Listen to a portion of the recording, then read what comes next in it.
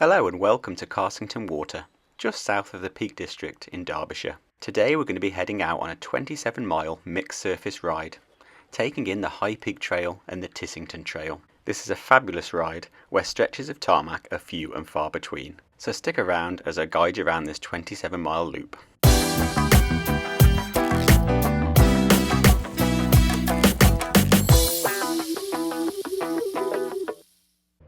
We're starting the ride from Sheepwash Car Park on the northern end of Carsington Water. It cost £4 to park here for the day, and there were plenty of spaces when I arrived on this sunny Friday morning, although I imagine it can get busier on Saturdays. There are some other car parks around the loop, and I'll point those out as we make our way around. So let's get going.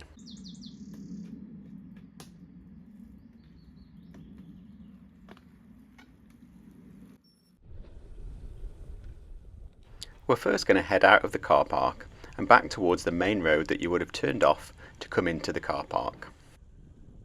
We're then going to cross over that main road, which is a 60-mile-an-hour road, so do take some care, and head up Route 547 of the National Cycle Network towards the village of Carsington. This first section of the ride is along roads, but they're very quiet roads, and it is worth it as this section takes us from the car park at Carsington up to the High Peak Trail where we can hit the gravel. After joining the High Peak Trail, we'll carry on up its length until we make our way to its junction with the Tissington Trail, where we'll turn south and head back down to the village of Tissington. From there, it's the final stretch along Route 547 of the National Cycle Network that uses a bit of tarmac and a bit of bridleway to take us back to Carsington Water. As always, I'll leave the Komoot and Garmin Connect links to this route in the video description. And if you want to say thank you for that route, or thank you for the video, you can buy me a beer via the link in the description also. We're not even half a mile into this ride yet, but after a short climb, we're already starting to get some fantastic views as we approach the southern edge of the Peak District.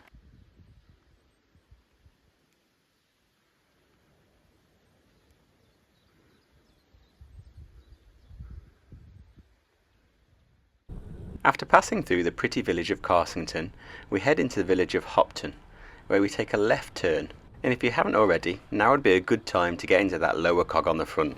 That is of course if you haven't already moved to a 1x system, and believe that multiple cogs on the front should be consigned to history. I'm personally running a 48-32 cog setup on the front, and 11-36 on the back, which I find works well for me and most of the riding that I do. But I'd be interested to know what you guys are running. Have you all converted to 1x? And what sort of cassette ratios are you running on the back? I'm currently definitely in my 36 tooth cog on the back and that small cog on the front, and that ratio is getting me up this hill. The first 2.5 miles of this ride has some pretty steep climbing, but then we've got a rather flat section before we gently make our way down the Tissington Trail to Tissington, before a couple of small climbs before the end of this ride. I did gain a bit of company part way up the hill to take my mind off the climbing. I was joined by a sheep, and then a little further on, a lovely little lamb hopping about. After summiting the climb, we make our way down a short descent to the High Peak Trail. We have to cross over a small road and take a right turn to make our way up to the trail, which runs over the top of this arch.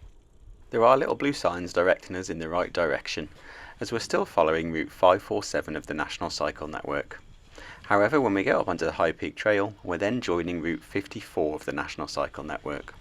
And here we are at the High Peak Trail, where we'll take a left turn to follow the trail towards Parsley Hay. The High Peak Trail follows the trackbed of the Cromford and High Peak Railway. This was completed in 1831, and it was built to carry minerals and goods between the Cromford Canal at High Peak Junction and the Peak Forest Canal at Whaley Bridge. One of the most important minerals to be carried along this line is limestone, which is abundant in this part of the Peak District.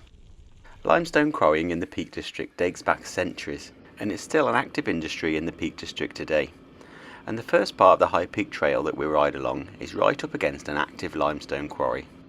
Quarried limestone gets used for various purposes, including aggregate for road making and construction, as well as industrial processes and cement production. You may also notice that the surface of the High Peak Trail, as well as the Tissington Trail, is of limestone, which may well have come from this quarry that we're passing now. At the far end of the quarry we come to Hopton Incline. This is a pretty steep section of trail. In fact, Hopton Incline was the steepest stretch of conventional railway in the UK when it was open, but it was originally steeper than this. When the line was first opened in 1831, there was a winding engine at the top of the incline, and this used chains to haul the trains up the hill. In 1877, the winding engine was removed as it came to the end of its useful life.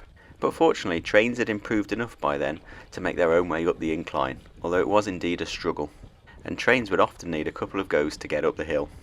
In 1903, the gradient was eased a little bit, and this made it easier for the trains to make it up to the top. However, by the time this section of track was handed over to British Railways, it remained the steepest stretch of conventional railway in the country. At the top of the incline, you're greeted with an area of old railway buildings and some picnic benches, so you have got a place to rest if that bit of climb has taken it out of you. And it's not a bad view from here either.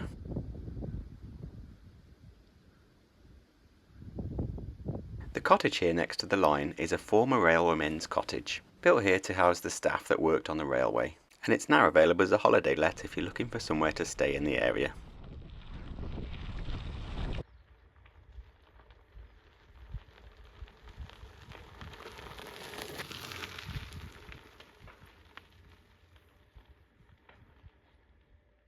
A little further down the trail, I was a little surprised to hear a lot of gunfire.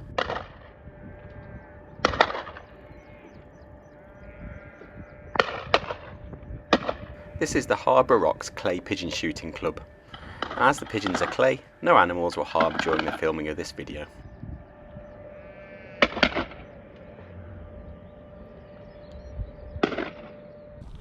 Having come up what was the steepest incline on the mainline railway system in Britain, we now come to the tightest curve on the mainline system.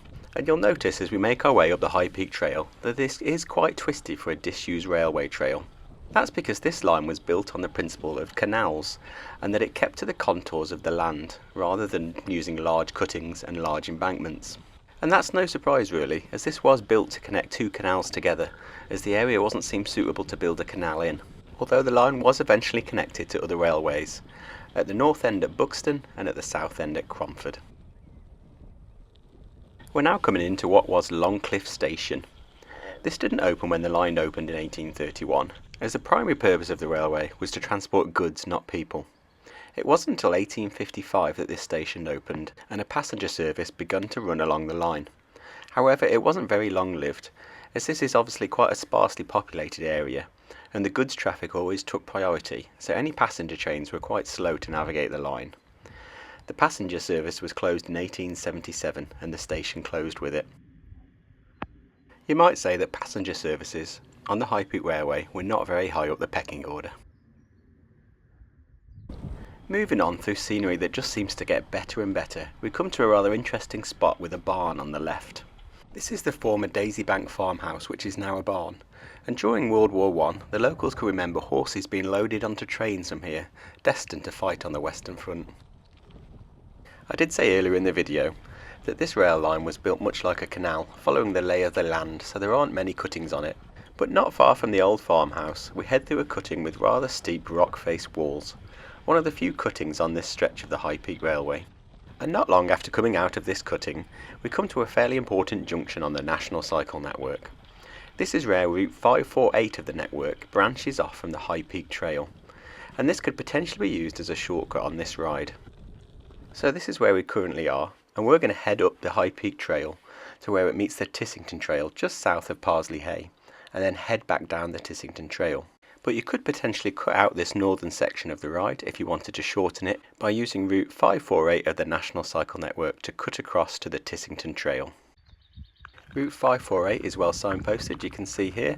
It's telling us left off the main trail, and it's all you'd have to do is go through this gate and follow the bridleway. And Route 548 from here to the Tissington Trail is mostly bridleway, so you get to avoid the roads.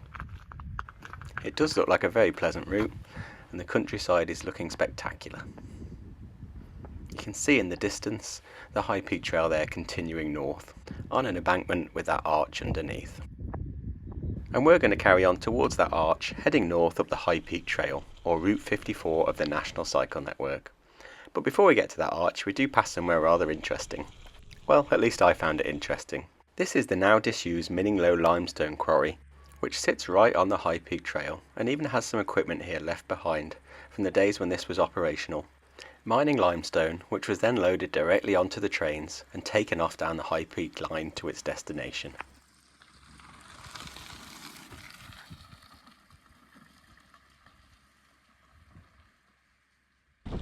Continuing up the High Peak Trail, it makes its way north as it twists and turns through this spectacular countryside.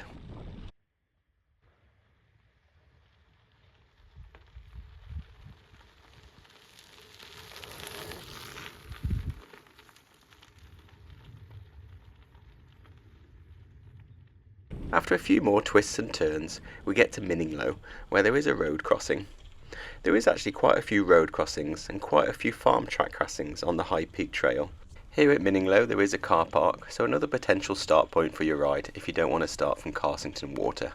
There's also some picnic benches here if you want to stop and have something to eat, as well as an information sign to let you know where you are. After crossing a few more farm tracks, we come to the only major road crossing on the High Peak Trail. This is where we cross over the busy A5012. This is a fast, busy A road, so there is some caution required.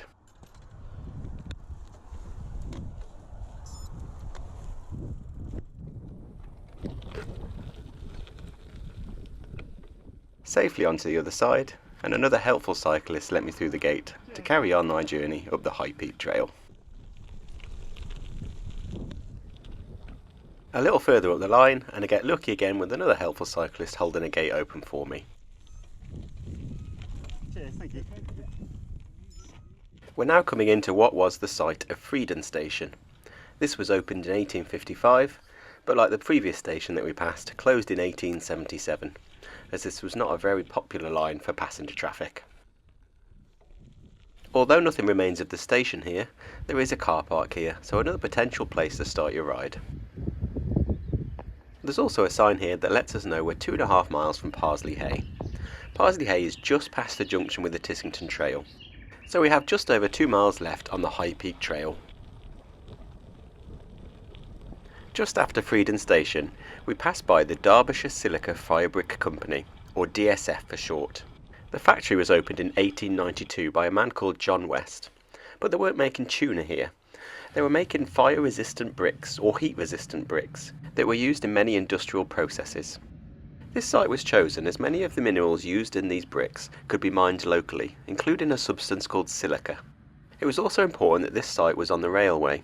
This meant that the coal needed for the production of these bricks could be brought in by train, and the finished product could be sent out by train. The factory is still operational today, and is one of the biggest employers in the area. However, it no longer uses the local minerals to produce its products, as modern methods no longer require it. And obviously, the products are no longer shipped in and out by train. Everything comes in and out by lorry. Before we get to that junction with the High Peak Trail, we need to go under the A515, and we do this by going through the New Haven Tunnel. This is 51 yards long, or 47 metres in new money. It's one of 2 tunnels on the High Peak Trail, the first one being at Hopton. Unfortunately, we missed that as we get on just after the tunnel. That first tunnel is 418 metres long, so considerably longer than this one. This tunnel at New Haven is more of a cutting with an extended bridge over the top.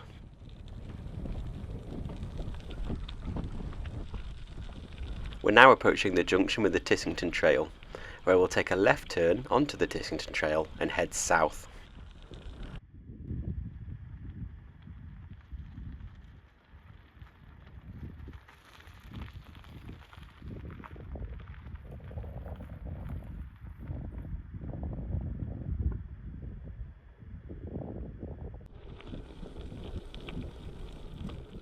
There is the option here that many people take to carry on north up the High Peak Trail just for a little bit further, to go to the cafe at Parsley Hay.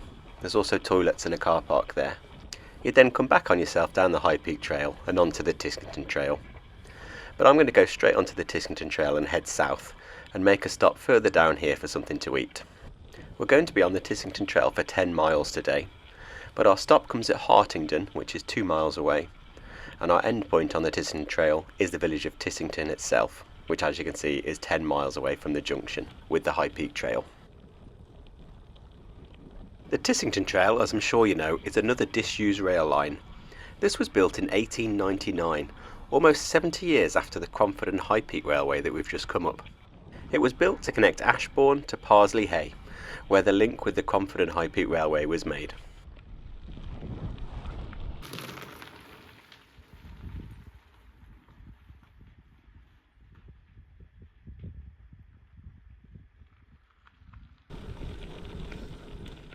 Having been built nearly 70 years after the High Peak Railway, construction methods and technology had moved on quite a bit. You'll notice that the cuttings are a lot larger on the Tissington Trail. The trail is generally straighter and wider, and the curves that are on the trail are much wider than the tight curves that we saw on the High Peak Trail. There's also no road crossings on this trail, as there were no level crossings to negotiate for the trains using this stretch of track. A couple of miles down from where we joined the Tissington Trail, we're pulling into Hartington Station. This is where I intend to stop to refuel for the second half of this ride. And what a great place this is too, with its refurbished signal box, toilets and car park. The station here is actually about 1.5 miles from the actual village of Hartington.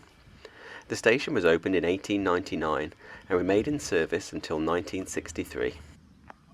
The station itself, as well as the platforms, were all built out of timber, and the signal box is all that remains today of the station. And luckily for me, inside the bottom of the signal box is a small cafe, so this is where I'm going to stop and refuel. There is no inside seating, but there's plenty of benches outside. It has a fairly good menu. I went for the beef, onion and Stilton panini, which was delicious. Definitely recommend that. Fully fueled, it's time to pull out of the station and continue our journey. We have another 8 miles to cycle down the Tissington Trail as we head towards the village of Tissington.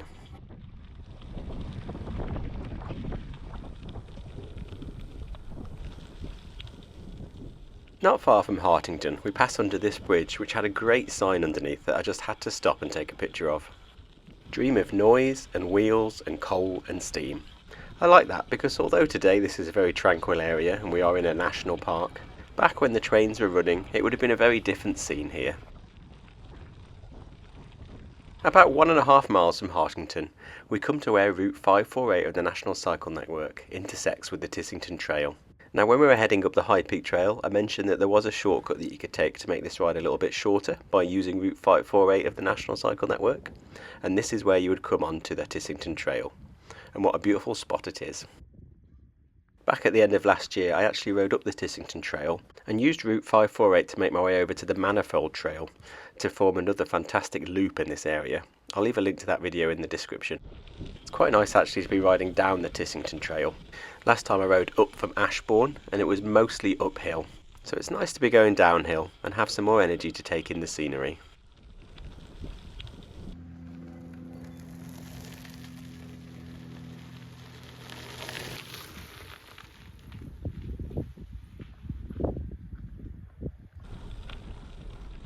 In 1899, when this line was opened, there were 6 trains a day that ran between Buxton and Ashbourne. However, even though it was more popular with passengers than the High Peak line, it was still running through a fairly sparsely populated area, so mineral traffic and goods traffic were what really made the money on this line. Passenger services ran up until 1954 on this line, well before the infamous Beeching report. Freight traffic closed in stages, with the final stage of closing happening in 1967. Eventually the track bed was bought by Derbyshire County Council and the Peak National Park, and in 1971 this fantastic walking and cycling route was opened that we now know as the Tissington Trail.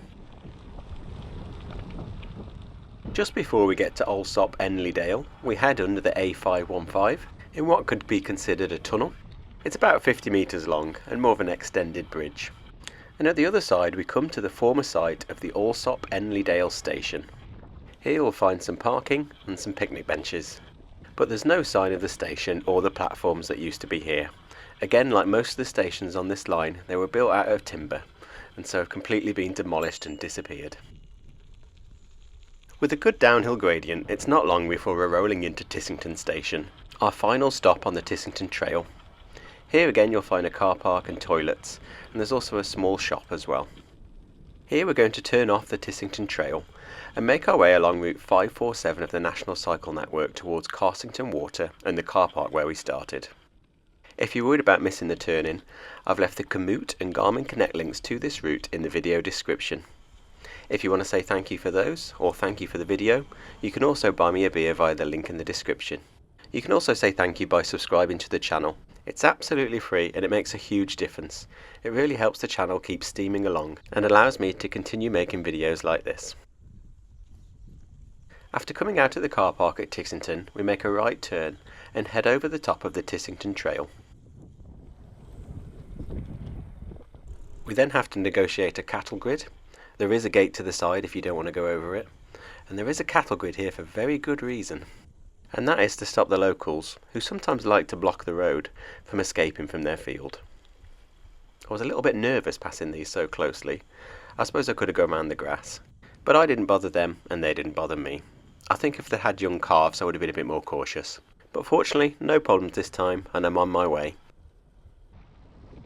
After negotiating a couple more cattle grids, we make our way down an extremely steep hill. I don't think the video does it justice here, but I really did pick up some speed going down here and gave my hydraulic disc brakes a good workout coming to the bottom here. And at the bottom we are presented with this absolutely idyllic looking ford. What a gorgeous spot this is. Now there is a bridge, as you can probably see on the left of the shot here, but I was really interested to see if I could make it through this ford. Fortunately a car went through, and so I was able to see that actually the ford wasn't that deep and that I might be able to make this. So let's give it a go.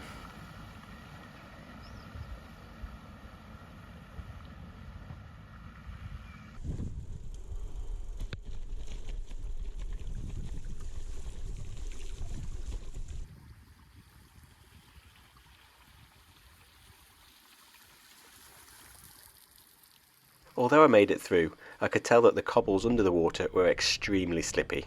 That's not something I would advise. So do as I say and not as I do, and take the bridge. Following the ford, we're going to continue to follow Route 547 of the National Cycle Network, nicely marked out by these little blue signs. It crosses over the road and we get to do some traffic-free cycling again. The first part is a bit of a rocky ascent, but we soon pass over the top of the hill and head back down to cross over the Bradbourne Brook again. Fortunately this time we're crossing on a bridge and not through a ford.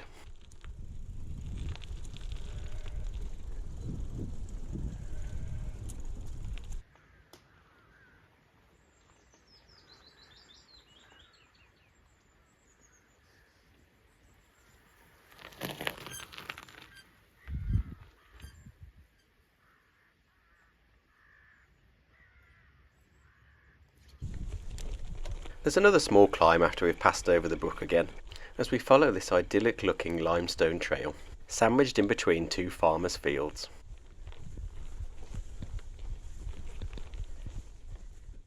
The trail then seems to enter into a farmer's field, as we descend down the final part of this short bit of trail back to a small country lane. And when we get back to the road, we've got the little blue sign to send us the right direction. We're going to go right here and carry on along Route 547 towards Carsington Water.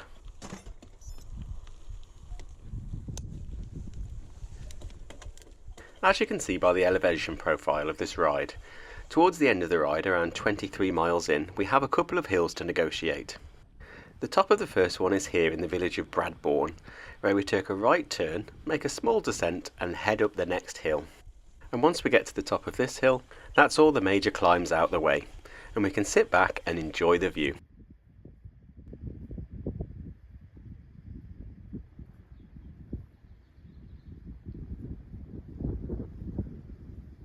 Once we've made our way to the bottom of the hill, we need to cross over the B5035 and continue down Route 547, again always marked by the little blue signs. And we're back to off-road riding. It's a little overgrown here, but it is the start of spring and it's been exceptionally sunny recently, so I think that's helped the vegetation grow quite a lot. The trail does open up a bit before we cross over the entrance to a campsite, and things get a little bit gnarlier. At this point all the mountain bikers are laughing their heads off because I've used the word gnarly for this section of trail.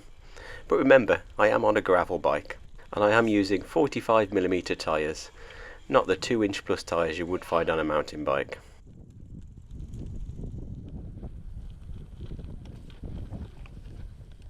Once we've crossed over the road here, we've got a nice section of off-road downhill which will take us all the way to the edge of Carsington Water.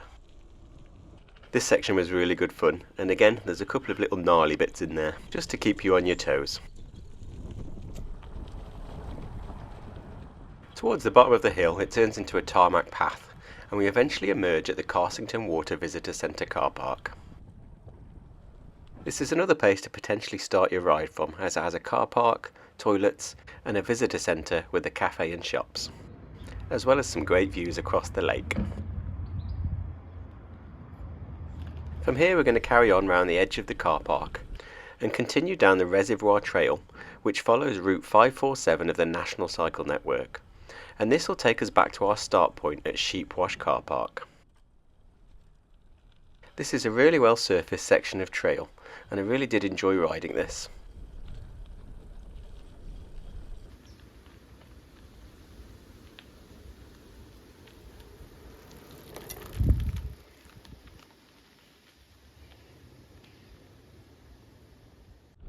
The trail does have some undulations, but it is relatively flat, and it affords some great views as a reservoir. Carsington Water is England's 9th largest reservoir, and it has a capacity of 36,000 megalitres.